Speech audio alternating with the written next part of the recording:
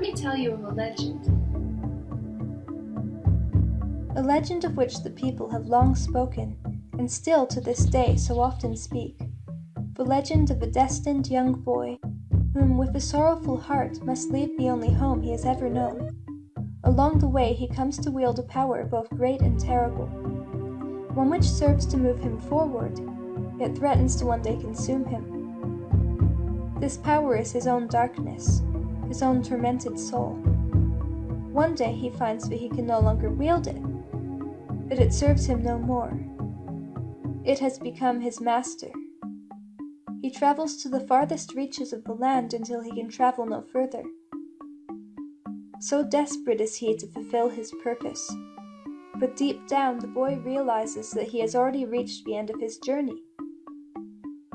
He cannot go forward. He cannot go back. So where now is he destined to tread? What will be left of him once everything he has ever known has fallen to the wayside? Is this a death?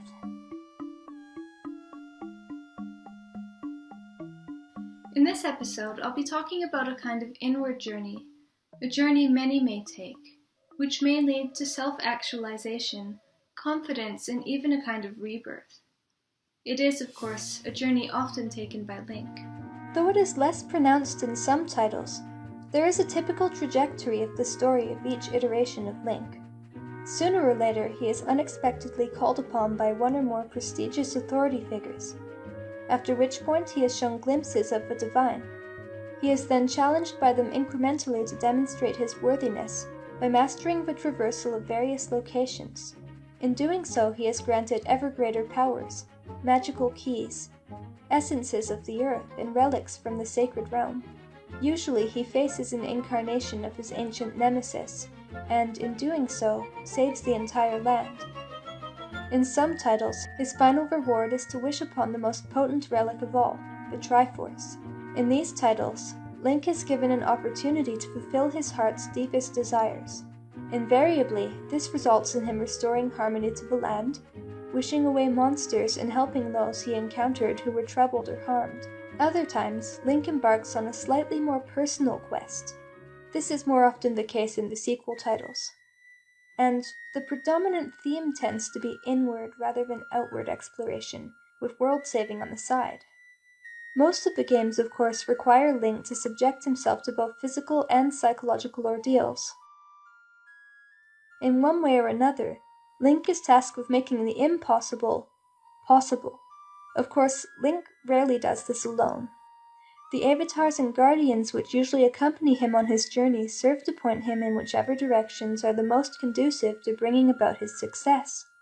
But as I hinted at in the previous video, for each Link, success requires a slightly different strategy, and thus his sidekicks require him to become all manner of different Links. Let's talk about his most infamous guide, Navi. The etymology of this talkative fairy's name appears to stem from the same Latin root as navigator, originally meaning laborer employed in excavating a canal, as well as communication by canals and rivers. The word brushes against sea navigation, but also travel and transportation, interpretation, searching, analyzing, and exploration, the primary functions of all of Link's spirit guides throughout the series. Her appearance would set the stage for future generations of spirit guides to fulfill comparable roles, but some of these guides are less like the prim, responsible Navi than others. Along with sidekicks such as Fi, the King of Red Lions, Ciela, Kapora Gabora, and Princess Zelda herself, Navi represents one of two major archetypes of guides in the Zelda series. The latter archetype is comprised of bratty sidekicks like Tattle, Ravio, or Linebeck, who, at least initially, work with Link purely out of common interest, as well as mostly benign yet occasionally misguided very powerful entities such as Hilda, Midna, or Eslo. The former bunch tend to be enlisted or occupied by a higher authority, whose sole purpose is to restore peace and balance to Hyrule at large, thereby forcing Link to emancipate, to let go of his childish desires, and press ever forward. The latter bunch, on the other hand, initially set out to use Link as a means of furthering their own personal agendas, thereby inviting him to explore his darker and more personal aspects alongside them. Though all of the guides inevitably steer Link wheresoever he needs to go, in order to grow and complete his quests, they employ strikingly different methods. Whether coaxing, berating, manipulating, gently nudging, or even challenging our hero to rise to the occasion. For simplicity's sake, I'll refer to the former group as progressive guides and the latter group as regressive guides. So why choose one motivational strategy and not the other? I think this has everything to do with the very personal nature of Link's quests. For example, though Navi may at times seem rigid and overly formal, she is also well-spoken, mature, and assertive. To a young, inexperienced Kokiri kid, she is a parental figure of sorts, encouraging good behavior while simultaneously endeavoring to keep him on track at all cost. Though he is the perfect candidate for the job, N64 Link is one of the most naive characters in the entire franchise, initially having never so much as glanced at an adult, let alone an evil warlord like Ganondorf. Though the player may have found it frustrating, where the story was concerned, it was imperative that this version of Link had minders around him at all times, keeping him away from the hot lava and making sure he didn't get lost. That is why Navi is passionately devoted to Link every step of the way, guiding him into adulthood. Once her task is complete, she leaves his side permanently. Ocarina of Time is an insanely morbid tale when you think about it. Majora's Mask, Twilight Princess, and sometimes Link's Awakening are generally perceived to be the darkest in the franchise, but Ocarina of Time leaves our hero with many unanswered questions. Where is he going to live after he returns to his rightful age? What's going to happen when Ganondorf next assails Hyrule? And where is Navi? The Deku Tree, his other parental figure, is gone as well and won't be replaced for another 7 years. The Kokiri can no longer accept him as one of them, and though he may have partially completed his trials with Ganondorf, he could never simply return to his old life, knowing of what was to come. For now, I'm choosing not to spiral into fan theories, continuity issues, or speculation about the timeline. Link may well have settled down with one of his love interests or joined the war effort, but there's going to be a later video that focuses more on that stuff. So instead, let's now talk about Tattle, who adopts Link when he gets left behind, and who, unlike Navi, is rude, selfish, childish, and even a little insecure. Where Navi represents idealized circumstances and tends to be innocent, Tattle is a rebel who looks after strays. She also possesses humor and flexibility which Navi was overall lacking. She's like a cool big sister who steps in when Link's mom goes away. This newfound freedom is also expressed on a macro scale in Majora's Mask, since, in spite of the apparent urgency of Link's quest in Termina, time is actually the one and only thing he has in abundance. Now, Fi, on the other hand, is computer-like. She is precise, logical, and virtually without emotion, which is appropriate for a spirit inhabiting a blade. As with a sword, there are two sides to her nature. She possesses neither strong empathy nor limiting biases beyond an inbuilt inclination to serve the needs of her masters. In many ways, she could be described as an analog for Link's unconscious narrative. She embodies his values, decision-making, motivations, and associations. She is, thus, a kind of personified archetypal compass, serving as a lightning rod for intuition, granting him the means to chart a course in a wholly alien, overwhelming land, motivating him to gather as many resources as possible and enabling him inadvertently to bring order into chaos. In Wind Waker, progression and regression are explored thoroughly in both of Link's guides, each deeply symbolic of Link's coming of age, and each affiliated with the boat. One is a massive galleon, captained by a petulant if not noble child. Tetra's ship abruptly appears out of nowhere and bears Link away, as though to say things are changing all about you, whether or not you choose to acknowledge it, and although you are not too small to make a difference, we are still shrimps in this imposing ocean of a world. So seize the day before the day seizes you. The King of Red Lions, on the other hand, is a boat, but a tiny one, of which Link becomes captain. In this old man boat, Link is at the mercy of the tides until he can find a sail and, eventually, the Wind Waker, after which point he has perhaps an overabundance of power. He can go to any island he pleases, and the world is literally and figuratively an empty stage of uncharted potential. In this journey, the message might be something more like, "Embrace your tiny size in this world, little shrimp. The day has already seized you, and it is foolish to assume otherwise. So seat yourself upon the chariot which best fits you. And if the world beneath your feet is unnavigable, you must then settle to work with the world above. Master this, and you may eventually enter the worlds below." Tetra in this sense can symbolize the virtue and occasional necessity of going against the grain, whereas the King of Red Lions can symbolize the virtue of surrender.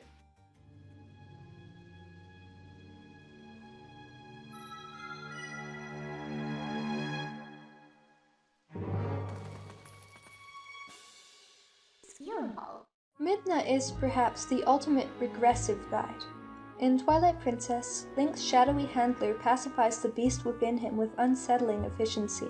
Though Zelda, the light counterpart to Midna's shadow, eventually progresses Link's quest by sending him to retrieve the Master Sword. Before this occurs, Midna seemingly delights in keeping Link in his beast form, a version of Link which she readily dominates, before Midna's actions indirectly incentivize Link to concede to Zelda's counsel. Midna inadvertently grants him repeated opportunities to explore the more primal and unconscious aspects of his soul, tearing out the throats of his enemies, experiencing and coming to rely heavily on heightened sensory ability, and even singing nostalgic songs which connect him with his former incarnations, all before he is ready for his final task as a subordinate beast. This involves spiraling aimlessly throughout puppet-infested woods, now subjected to the tyrannical whims of a different magical puppet master. Only this time, in order to progress, he must learn when to restrain himself and the importance of choosing his battles. After this, he is at last awarded both the Master Sword and the privilege of having full autonomy over both forms.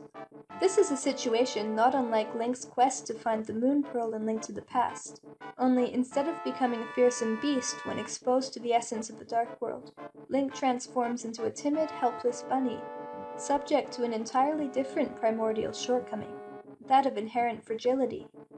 As with Wolf Link, Bunny Link doesn't fully gain the ability to travel freely between the light and dark worlds until after he has proven his worthiness, both as an independent warrior and as a student to his elders.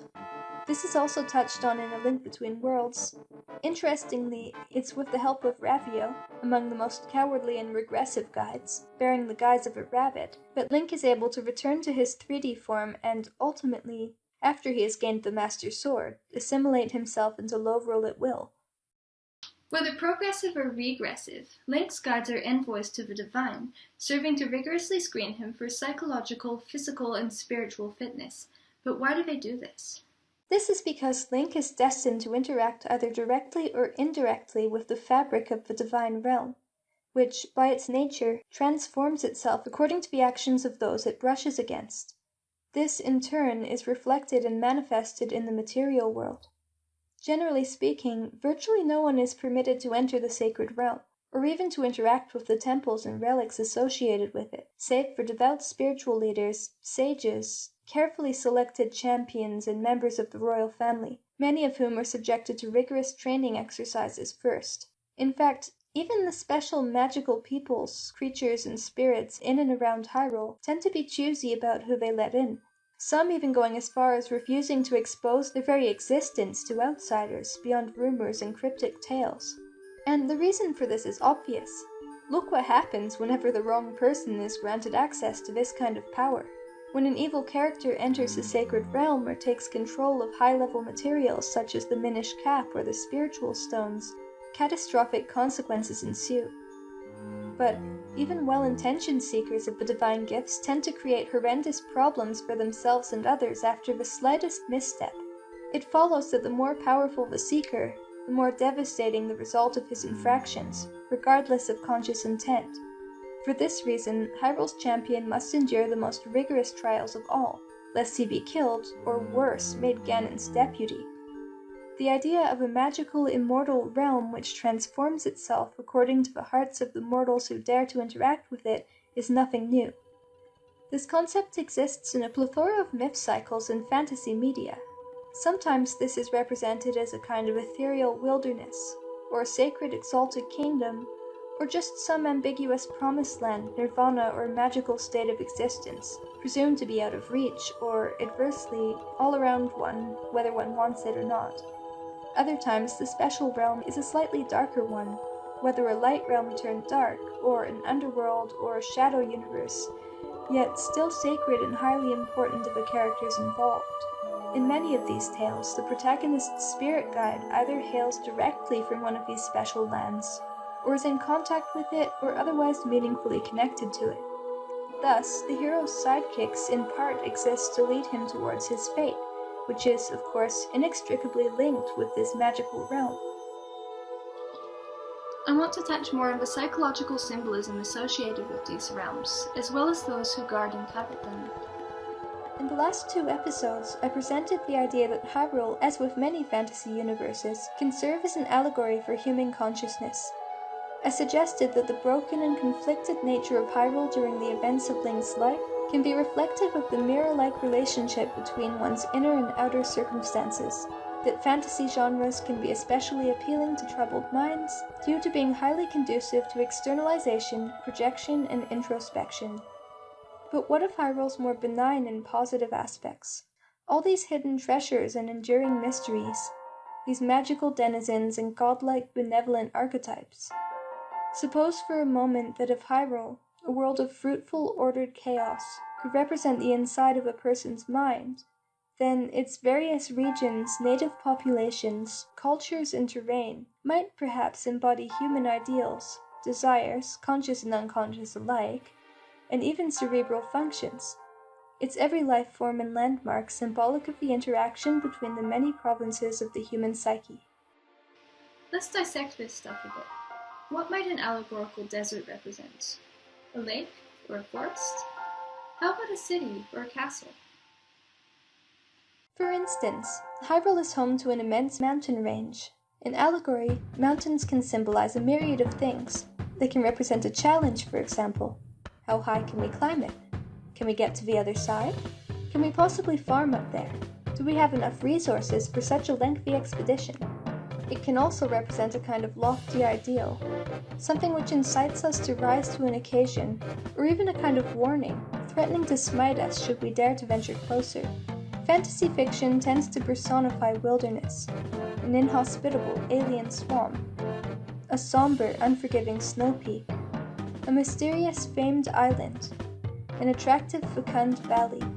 The dwellers of these locations likewise imbue concepts, usually though not always connected to the lifestyles and challenges associated with said locations. For instance, the mountains of Hyrule are usually populated with the hardiest and proudest races, namely the Gorons, creatures who can walk through fire, bathe in bubbling hot water, chew and digest solid rocks, and erode even the stubbornest of obstacles, relying primarily on brute force. They, like the stones on which they thrive, are stout of body, mind, and spirit. In classical and contemporary fantasy, hardy creatures such as the Gorons sometimes thrive within such extreme conditions, in part due to a supernatural compatibility with their environments.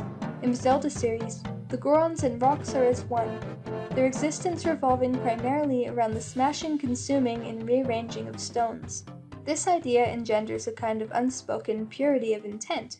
The most prominent Goron characters thus tend to be honor-driven warriors, possessing superior physical strength and having virtually nothing to hide, valuing integrity and bluntness among the noblest of virtues. The Zoras, on the other hand, occupy large bodies of water, which has rendered them at once savage and sensitive, adaptive yet unyielding.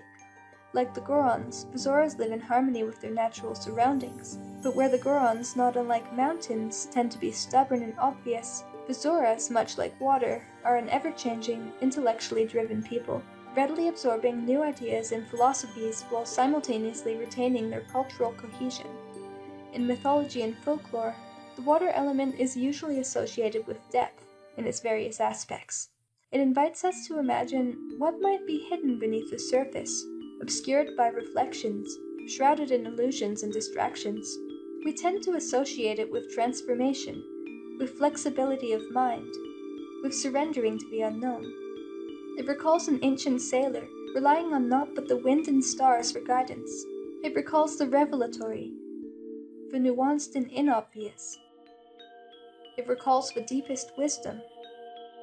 In classical literature, the fantastical creatures associated with the water element tended to elucidate one's passions, one's moral character, and a sense of longing to fulfill one's destiny, eternally moving one forward while simultaneously shining a flashlight into the darkest corners of one's mind, and threatening to consume and overwhelm one the very moment one veered off course.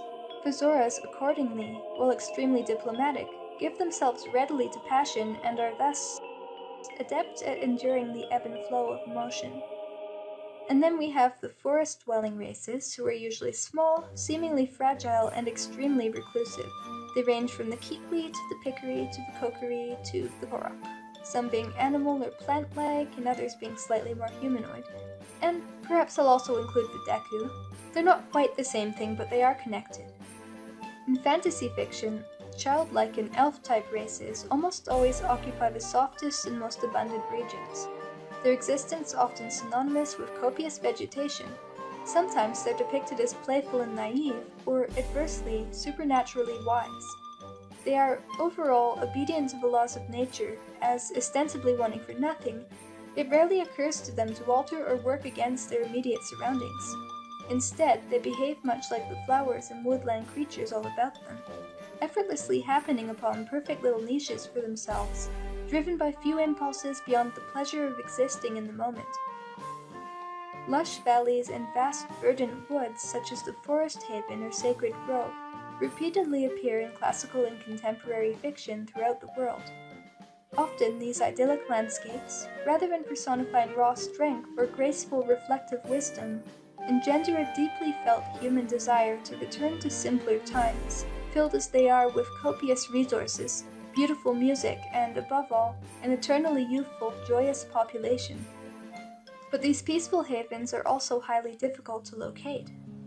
The sprawling, often less hospitable forests which typically surround them are usually quite feral, flush with glamours and enchantments, or even protected by elusive or unseen gatekeepers.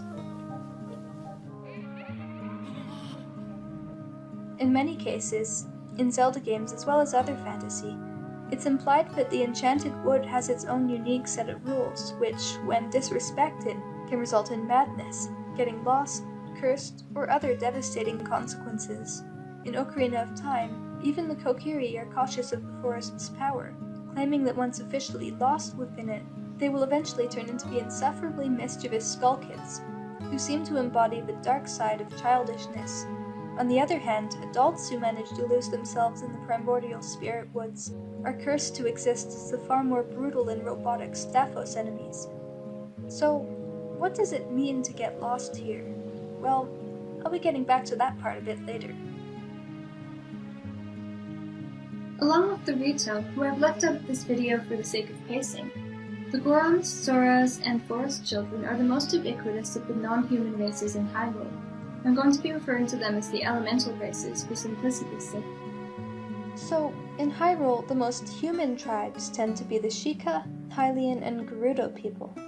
Generally, the milder and more accommodating regions in the Zelda series, and there again, fantasy at large, tend to be populated with the most human entities.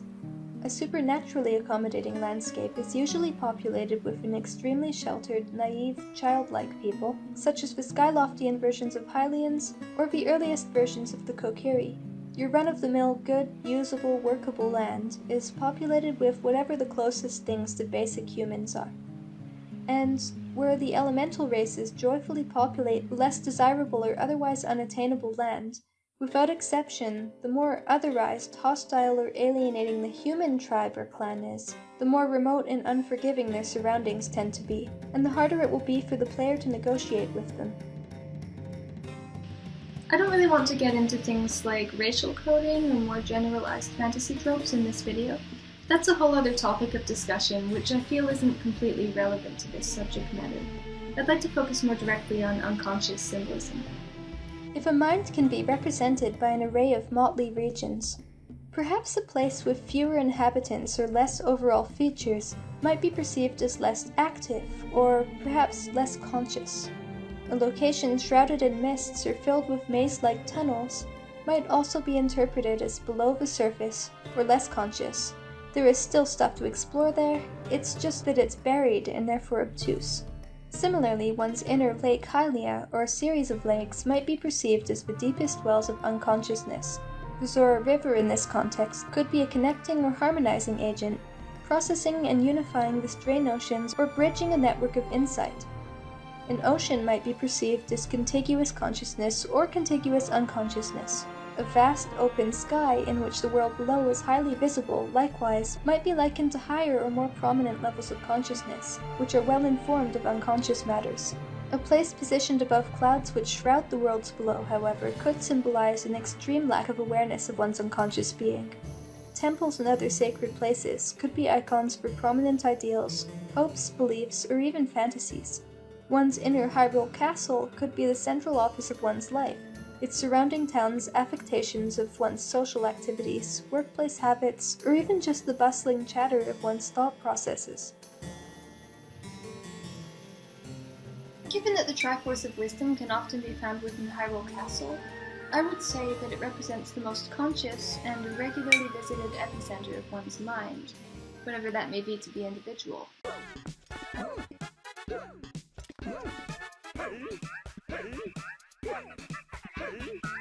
But where is the Triforce of Power?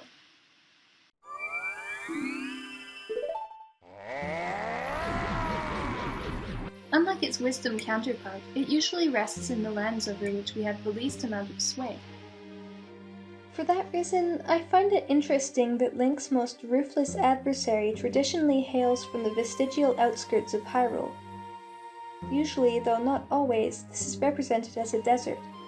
One's inward desert, metaphorically speaking, is likely the harshest and therefore least accessible region of one's psyche.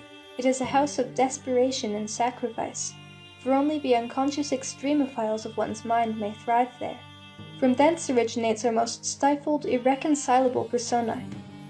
These are the creatures within us who are the least susceptible to our conscious influence, and their very existence often illuminates our most prominent physical and psychological weaknesses. Ganon is the embodiment of one such deficiency. Whether aroused by greed or avarice, spite or even pity, the fact remains that Ganondorf, Zant, and other warlords in the Zelda franchise are avatars of the King of Evil, in part due to their acquisitive natures and their unwillingness to settle for what they perceive to be an unduly meager inheritance. All of these characters chose to fall back on their basest instincts, figuratively and in some cases literally devolving into savage though powerful beasts, and consequently surrendering the remainder of their conscious will to the animal impulses of the unconscious. In each of us, there is some form of personal weakness. In fact, there must be weakness in order for there to be strength. In some ways, strength is synonymous with power, that which the powerless bitterly envy. Therefore, weakness is often synonymous with desire, since desire, greed, or whatever you want to call it, implies a lack. A lack of resources, a lack of knowledge, or even a lack of societal influence. So, if one's internal desert, due to its incompatibility with one's conscious will, is the least usable portion of one's mind, where might the most utile portion be found? Well, in the Zelda series, there are two such locations. Unsurprisingly, one of these is in Hyrule Castle, the residence of Hylia's most guarded Triforce piece, where, aside from the Gerudo villages skirting Hyrule, the desert is mainly barren and animalistic. Hyrule Castle is splendorous and orderly. The Triforce of Courage, however, the emblem of the Chosen One, is associated with a land which can be described as something in between these opposing natures. I'm referring, of course, to Hyrule's sacred forests. In Zelda games, courage also amounts to something in between wisdom and power. It is a leap into the unknown. It is ever-enhancing power renewed via repeated surrender and the gathering of unbiased knowledge. In essence, the Triforce of Courage is Link's willingness to expose himself to the darkness without succumbing to it, for in doing so, he awakens the missing components of the Triforce within himself.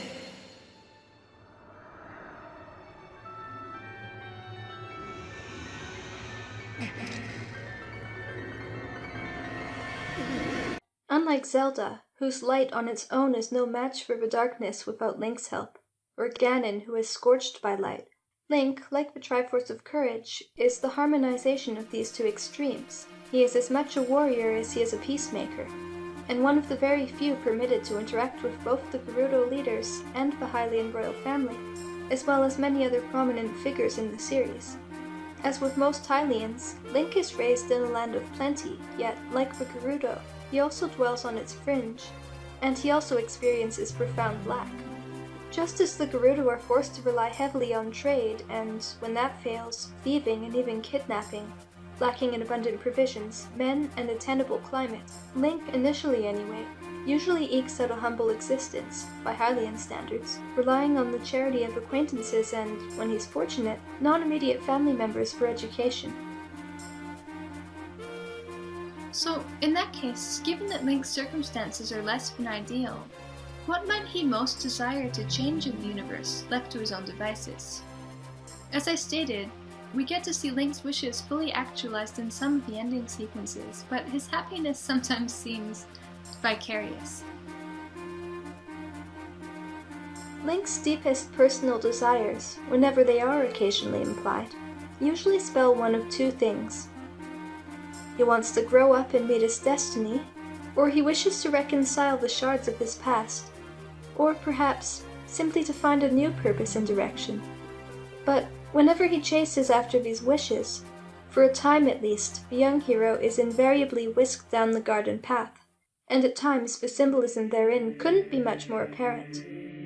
Sometimes he is forced to grow up too suddenly, to fill bigger shoes. Other times he is abruptly stunted or minimized in other ways.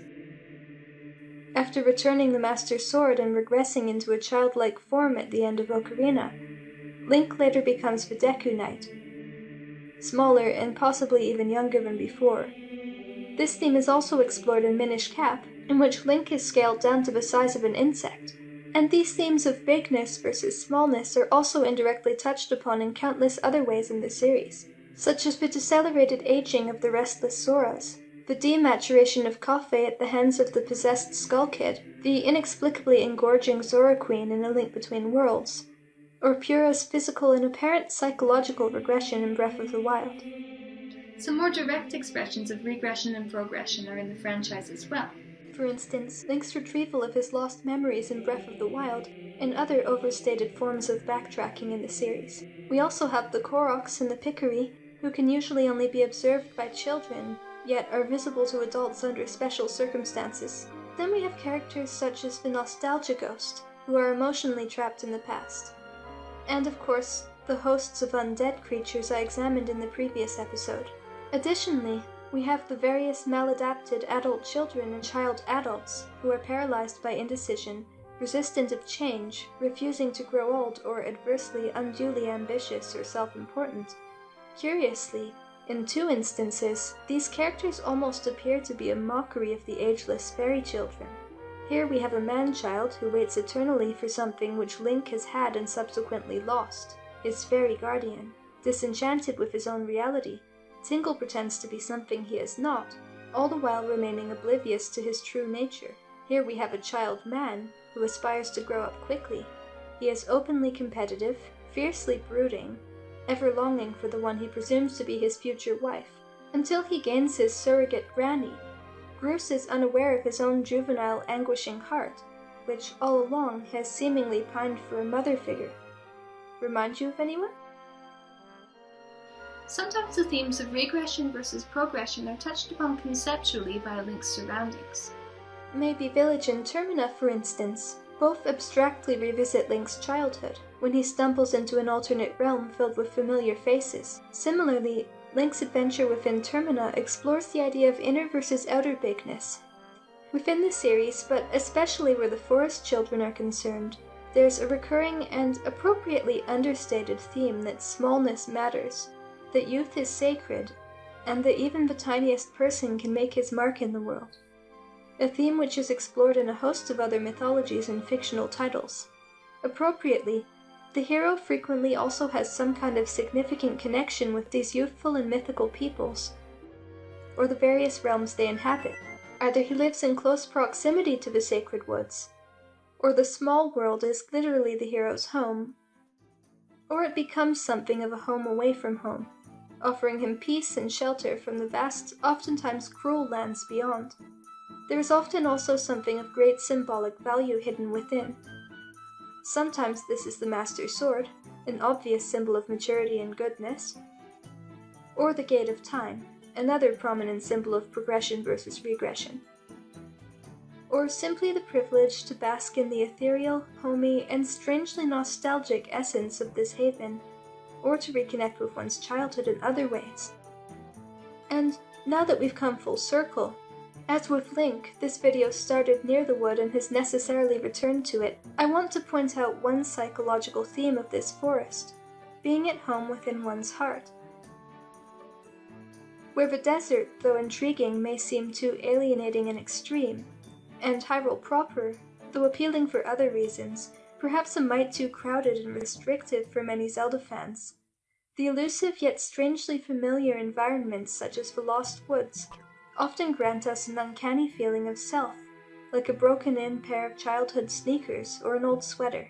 Of course, this metaphor definitely doesn't have to use a forest, and even within the Zelda series, some of us might receive a deeper feeling of comforting familiarity from other places, such as Kakariko Village or Lon Lon Ranch. Likewise, perhaps, depending on the individual, Ikana Valley or the Hebra Mountains might better represent desolation and futility than the Gerudo Desert. Ultimately, the variables are less important. The relevant part is, of course, the proverbial forest and not the proverbial trees. One's archetypal sacred grove in this metaphor is basically whichever place best represents the layers in between consciousness and unconsciousness, which are the most conducive to psychological rebirth. Naturally, this kind of process is different for everyone, but the forest metaphor offers a rich, engaging template. It doesn't really matter what fantasy we use, whether it's our own or someone else's, whether we're in Hyrule or Middle-earth, Fantastica, Neverland, or even a hybridization. One's sacred grove is representative of a highly fertile component of the partially lucid mind. From such mental coordinates, one has the overall greatest access to most of one's other provinces, thick with mists and rife with moldable dream stuff, yet earthy and even grounded when it needs to be. In such a world, we may easily suspend our disbelief.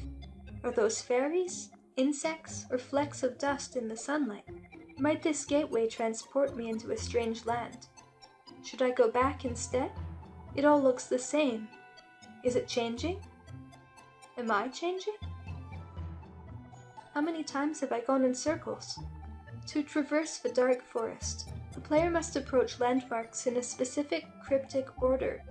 Sometimes he must also either avoid the mist, perhaps symbolic of chasing one's intuition or seeing past illusions, follow the monkeys, a simpler and therefore less conscious primate and symbol of childlike playfulness, or follow the phantoms, revenant symbols of the past, or possibly even trickery, or, perhaps the most famous example, he must strain his ears to follow the illustrious music of his childhood.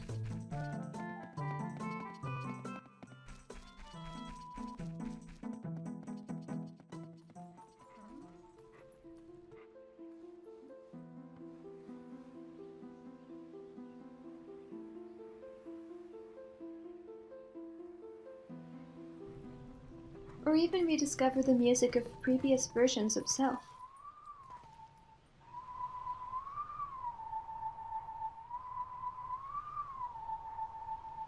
There is no apparent logic to the source of these dreamy encounters. They seem to be all about one and yet nowhere at all.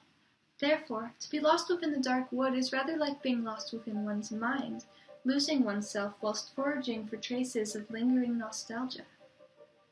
And of course, there are variations on all these themes throughout the series, and it's not only the forest areas which challenge the player in this manner, but it is, I'll note, often within regions which readily lend themselves to symbolism pertaining to nested and layered consciousness. A sandstorm in a haunted wasteland, or a beach with murky water, a phantasmal blizzard on the mountainside, or the inside of an uncanny, cartoonish egg. And that is the nature of the sacred wood. As with the soul's true home, It is situated between rude chambers of animal impulse and buzzing epicenters of consciousness. It is neither off the grid nor wholly on it. Whatever or wherever it may be, therein lies self-discovery and self-mastery. But in order to discover such things within oneself, to follow the hidden path, to shatter the egg of illusions and awaken, or to gain or regain access to deeper, purer aspects of one's being, requires both maturity and openness, self-discipline and spontaneity, to be at once receptive and savvy, to recognize oneself as the paint and canvas simultaneously. The light forest, in that sense, can represent a place of permanent childhood. It is where progression and regression collide. The dark wood which occludes it is our initial resistance to it, our conflicting ideals and responsibilities, our disbelief, our doubt and apathy. It is our dashed hopes and deficient self-confidence. It is the oft-posed question, can we truly regain something which has been officially declared lost? The answer to which, in my opinion, is a resounding yes. But first, the chosen one must be willing to engage his very childlike instinct. He must also be willing to negotiate the terms by which the lost treasures are to be granted, and must succumb neither to the impulses of the mindless imps nor the barbarous soldiers resting within him. This, in essence, is the traversal of one's own heart, the final payoff of which is citizenship within the sacred grove, at which point, even if only by proxy, one is reconnected to one's inner child, a prize which only the truest of knights may hope to reclaim, and thereby granted direct access to the spiritual powers of the forest, which, where the water might demand wisdom and intellect, or the mountain might call for stamina, are intimately affiliated with the quality of one's heart, with tender courage, with the coexistence of old growth and new growth. This is not a physical or even psychological return to a previous version of self. It is not the reconstruction of an egg once shattered. It is one's salient realization that at this very moment one is resting within an even greater egg, beyond which perhaps awaits another. It is one's acknowledgement of an ever-present margin of pure mystery. This is the essence of youth, to be in touch with one's inner student, with one's humble squire, with one's link. It is usually only after this point that one is granted, more or less, unrestricted access to the sacred realm, after one has observed and subsequently reconciled the conflicting demands of the body, mind, and heart, and in doing so, entered into a purer mindset. But even for a relatively young adolescent child, this stuff is often buried, sometimes so deeply that it is all but forgotten. And this is when one has the most difficulty rediscovering the inner child, along with many adjacent portions of one's identity. In this sense, one is psychologically uprooted from one's native soil, once disenfranchised from that which was once deemed sacred and familiar. A magical Christmas tree becomes a plastic pole or a withering plant stem. A health-replenishing apple becomes a lump of sugary water. The notes of old beloved songs seem to echo into the abyss, their profundity buried in a dusty attic. One may pine for its soothing medicine, to be reconnected with that same intensity of joy, or even the same intensity of sadness which one once felt, to repeat the experience, to win the Master's sword for the very first time. But what I believe, and what I think some of the Zelda titles are also trying to say, is that this experience of being disconnected from one's core self is not permanent. Just as one part of us tends to remain tangled in its disappointments and other defensive webs, so too does another part remain hopeful and tenderly expectant. Indeed, without hope and joy, there could be no sorrow. Were we truly disconnected from it, we wouldn't care. We couldn't care, and there would be no reason to contemplate its meaning.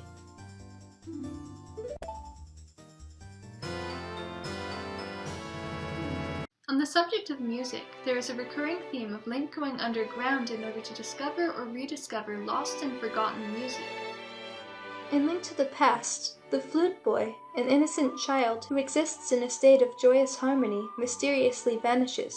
To find him, Link must enter the Dark World, whereupon he discovers that the flute boy has lost the ability to perform his music.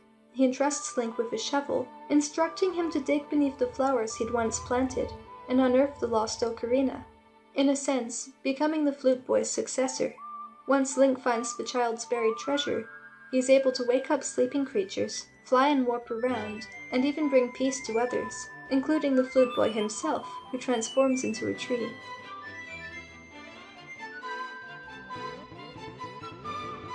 In Link's Awakening, the player is incited to enter the Dream Shrine and put himself to bed, delving into the layers below in the figurative and literal sense. There, buried within his literal subconscious, he finds a mysterious temple, inside which he discovers an ocarina. With this, he's able to wake up sleeping creatures, fly and warp around, and bring peace to others. In Ocarina of Time, Zelda entrusts Link with the titular wind instrument by throwing it into a moat with the force of 7 baseball players. Link must dive underwater in order to reclaim it, at which point he enters a dream sequence existing separately from time. With this new ocarina, he's able to wake up sleeping creatures, fly and warp around, and bring peace to others. Link must also enter dream states or delve into caves, tombs, dungeons, and bodies of water in order to learn several of his songs throughout the series, the majority of which harken to bygone days.